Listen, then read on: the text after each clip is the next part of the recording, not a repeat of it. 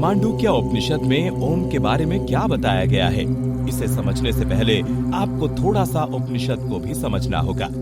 अगर आप उपनिषद शब्द के अर्थ को देखें तो इसका मतलब होता है कनेक्शन। साथ ही उपनिषद शब्द का इस्तेमाल किया जाता है अपने टीचर के पास बैठकर उनसे कुछ सीखने के लिए।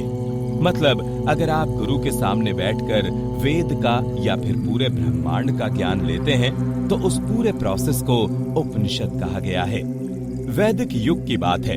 वेदों के बारे में कहा जाता है कि वो बहुत ज्यादा कठिन हुआ करते थे। उन्हें पढ़ना या समझना किसी भी आम इंसान के बस की बात थी ही नहीं।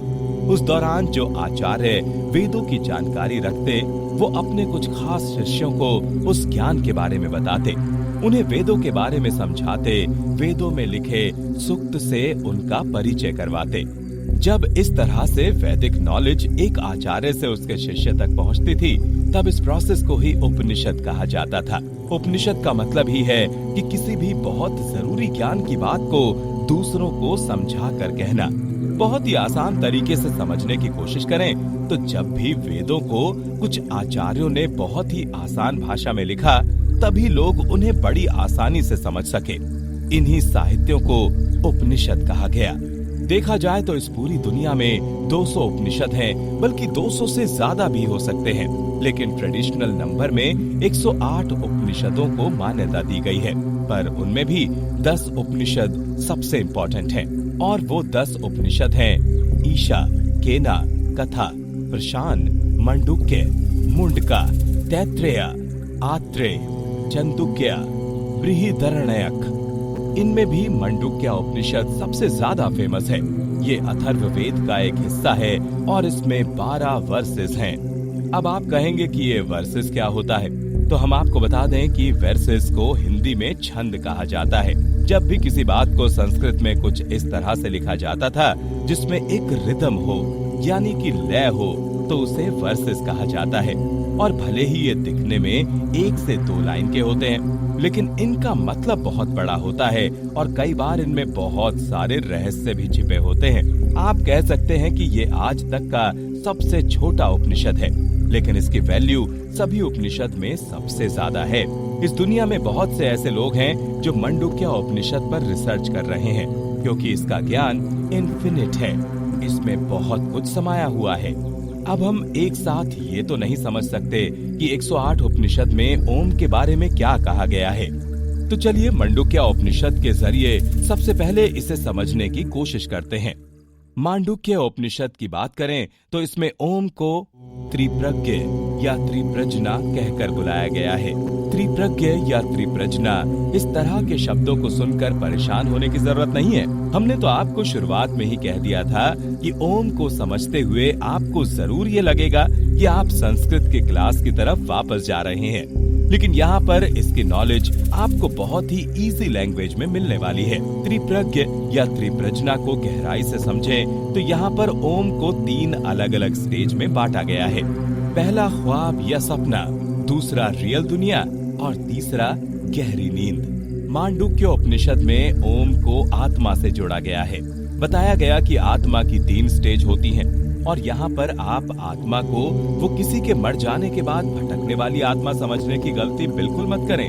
ये भूत और प्रेत की आत्मा नहीं है। यहाँ आत्मा का मतलब है हम, ह्यूमंस, मनुष्य। सनातन धर्म एक इंसान को आत्मा कहकर बुलाता है। गीता में भी हर एक इंसान को आत्मा कहकर बुलाया गया। तो जब यहाँ पर हम आत्मा कह रहे हैं, इसका मतलब है कि हम आपकी और हमारी बात कर रहे हैं।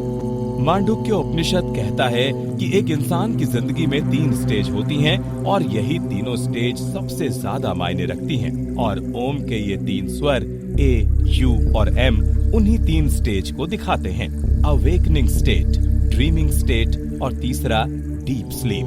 पहले स्टेट की बात करें तो वो है अवेकनिंग स्टेट। पहले स्टेट की बात करें तो वो है अवेकनिंग स्टेट। यहाँ पर हम पूरी तरह से जागृत होते हैं या यूं कहें कि अवेयर होते हैं। और ओम का पहला स्वर यानी कि आ इसी स्टेट को दिखाता है। उपनिषद के साथ साथ रामा तापिनी और गोपाल तापिनी में इस स्टेट को लक्ष्मण और बलराम से कंपेयर किया गया है। अब यहाँ पर आपको एक बात बहुत ज्यादा ध्यान से समझने की जरूरत है कि लक्ष्मण और बलराम के बारे में अगर देखा जाए तो ये शेषनाग के अवतार माने गए हैं और शेषनाग पूरी धरती को सनातन धर्म के अनुसार अपने फन पर संभाल कर रखता है। अगर शेषनाग की अवेयरनेस में जरा सी भी चूक हुई तो आप समझें कि हमारी धरती तो गई। ऐसे में ओम का पहला लेटर ए या आ आपकी अवेयरनेस को दिखाता है। जब आप जीते जागते आंखें खोलकर खड़े होते हैं, आप अपना सर हिला सकते हैं, आंखों से देख सकते हैं, आप अपने सभी 5 सेंसेस का इस्तेमाल कर सकते हैं। इस स्टेट में आप माइंड, इंटेलेक्ट, मेमोरी और ईगो का इस्तेमाल कर सकते हैं। इस वक्त जब आप हमारा ये ऑडियो सुन रहे हैं, समझ जाइए कि आप ओम के पहले स्टेट में हैं और इससे कोई फर्क नहीं पड़ता कि आप इसे लेकर अवेयर हैं या नहीं हैं। पर आप ओम के इस पहले स्टेट, पहले स्वर से जुड़े हुए हैं क्या? ओम का ये पहला स्वर आपका हिस्सा है या फिर आप कह सकते हैं कि आप खुद उस आ स्वर का हिस्सा हैं। लेकिन अगर आप इसे लेकर अवेयर हो जाते हैं तो आपकी जिंदगी के मायने अपने आप ही बदलने लगेंगे। अब बात करते हैं दूसरे स्टेट की, जिसे ड्रीमिंग स्टेट कहा गया है, जिससे ओम को यू या फिर ओ साउंड से आइडेंटिफाई किया जा सकता है। आत्मा को इस स्टेट में तेज सा और ब्रिलियंट कहा गया है। जब आप अपने इस स्टेज में होते हैं, आपको लगता होगा कि आप तो चैन से सो रहे हैं या फिर आप सपने देख रहे हैं। अगर सही मायने में देखा जाए तो इस स्टेज में आप इंटरनली बहुत ज्यादा अवेयर होते हैं। आपको अच्छी तरह से पता होता है कि आपके अंदर क्या चल रहा है, आप क्या सोच रहे हैं। एक तरीके से आप कह सकते हैं कि इस स्टेज में आप सबसे ज्यादा इंटेलिजेंट होते हैं। मंडूक्य उपनिषद में इसी तेजसा स्टेट को श्री राम के सबसे छोटे भाई शत्रुघ्न और श्री कृष्ण के बेटे प्रद्युम्न से कंपेयर किया गया है। अब आपके मन में ये सवाल उठ सकता है कि प्रद्युम्न और शत्रुघ्न से कंपैरिजन का क्या मतलब है? अगर आपने रामायण की कहानियां सुनी होंगी तो आप ये जानते होंगे कि शत्रुघ्न के बारे में कहा जाता था कि कोई भी शत्रु उन्हें हरा नहीं सकता था। चारों दिशाओं से उन पर आक्रमण हो जाए तब भी वो हारते नहीं थे। और अपनी इस स्टेज में पहुंचने के बाद आप अपने आसपास को लेकर बिल्कुल शत्रुघ्न की तरह ही जागरूक होते हैं। आपको पता होता है कि आपके अंदर दिमाग में क्या चल रहा है, आपके मन में क्या चल रहा है। आप अपने बारे में सब कुछ जानते हैं। आपने अक्सर ये सुना होगा कि आप अपनी नींद को, अपने सपनों को मेडिटेशन की तरह यूज कर सकते हैं। आपने इंसेप्शन मूवी तो देखी होगी ना? इंसेप्शन मूवी में क्या बताया गया? वहाँ बताया गया है कि कैसे आप अपनी नींद में जाकर भी सपनों के जरिए वो काम कर सकते हैं जो जीते जागते नहीं कर सकते। आप यहाँ पर आत्मा की दूसरी स्टेट और ओम के दूसरे साउंड यू को इंसेप्शन मूवी के एग्जाम्पल से ज्यादा अच्छी तरह से समझ सकते हैं। मांडूक्य उपनिषद में आत्मा के तीसरी स्टेट को डीप स्लीप स्टेट कहा गया है और ये उपनिषद आत्मा के इस स्टेट को यानी कि हमारी डीप स्लीप को ओम के एम या मा स्वर से जोड़ता है। इस स्टेट को संस्कृत में प्राज्ञ कहा जाता है, मतलब एक ऐसी अवस्था जिसमें आप अपने आप को सबसे ज्यादा अच्छी तरह से समझ सकते हैं, अपने आप को आइडेंटिफाई कर सकते हैं। इसे आप डीप स्लीप के बजाय अगर डीप मेडिटेशन से कंपेयर करें तो आपको बातें ज्यादा क्लियरली समझ आने लगेंगी। रामा तापिनी और गोपाला तापिनी में इसी उपनिषद का एक्सप्लेनेशन है और वो ओम के एम को और हमारी डीप स्लीप स्टेट को राम के भाई भरत और कृष्ण के पोते अनिरुद्ध से जोड़ता है।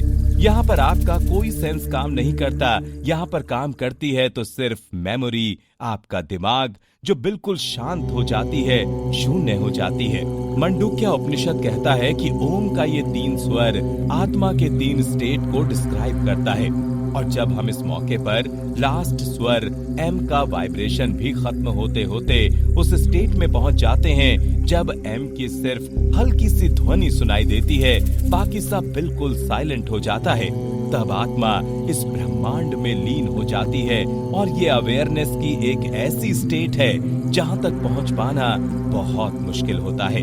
मंडूक्य उपनिषद में ओम के अगर सार को समझें तो आपकी आत्मा 3 अलग अलग स्टेज को जीती है। पहला जागृत अवस्था, दूसरा वो स्टेज जहां पर आप सपने देखते हैं और तीसरा गहरी नींद।